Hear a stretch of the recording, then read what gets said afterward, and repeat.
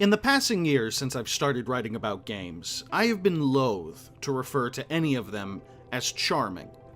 It just feels like a cop-out adjective, something that could very easily be applied to any number of indie games that put a heavy focus on character, story, and a friendly or sometimes melancholy atmosphere. There have been a ton of clever, inviting indie games that have been released in the past decade, and an endless stream of them could use that forbidden adjective. Shovel Knight, Firewatch, Minecraft, Spelunky, the list goes on and on. Charming just sounds simultaneously lazy and condescending, and I've tried to avoid it. But here today, I am forced to use that word when it comes to Owlboy. Because no other word encapsulates the feeling I get from D-Pad Studios' indie platformer better than that troublesome little moniker, so let's just get right into it, shall we? Owlboy is charming. I don't mean that in the sense that it's cute, even though it is. I don't mean that in the sense that it's witty, even though it is. I don't mean that in the sense that it's clean and neat and a precious little package with a precocious story and adorable characters, even though it is all of those things. I mean that Owlboy charmed me. Owlboy dazzled me and flirted with me and made me feel like the only gamer in the whole world. I mean, this game did everything but take me out for a steak dinner and an evening of passionate, feathery lovemaking.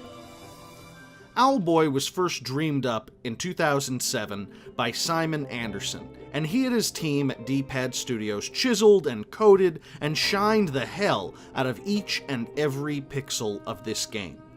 9 years later, Owlboy was released to the world, and boy, does the effort of nearly a decade show. Let's start with the most obvious thing. Owlboy is stunning. Stunning. If Shovel Knight's concept was an amplified NES game, then Owlboy had the same thing in mind with the SNES generation. Everything about Owlboy is alive. Every leaf, every twitch of the eyebrow, every twiddle of the thumbs, it's all animated in the most vibrant way that I have ever seen when it comes to pixel art. The music is gorgeous as well, and those carefully crafted melodies combine with a meticulously created world to put you in the mindset of those grand adventures you used to go on with your SNES. I loaded up Owlboy for the first time and was immediately put in the mindset of classics like Chrono Trigger and Secret of Mana, despite the fact that those were RPGs and Owlboy is a Metroidvania-style platformer. These aspects all combined to force me into that adjective again. This game is just charming as hell.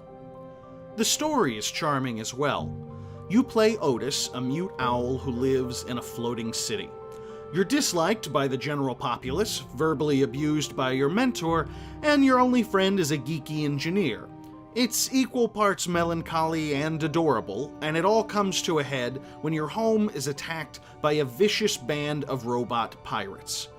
You don't have any real weapons to speak of, but by carrying various friends you meet along the way, you can take advantage of different abilities, from an exploding blunderbuss to a zap gun to sticky webs.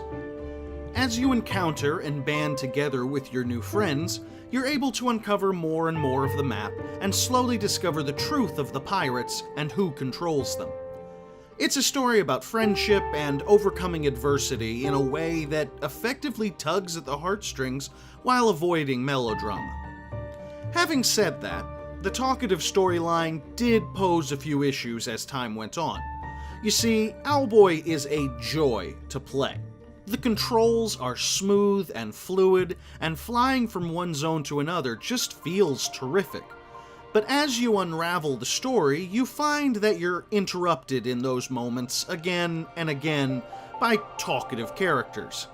It didn't irk me too much until it got to certain boss fights where I found that I had to stop for dialogue and plot development at various points throughout the battle, which was frustrating because some of those boss fights required a few losses before you finally realized how to take them down. But beyond a few button-mashy moments like this one, Owlboy does not overstay its welcome.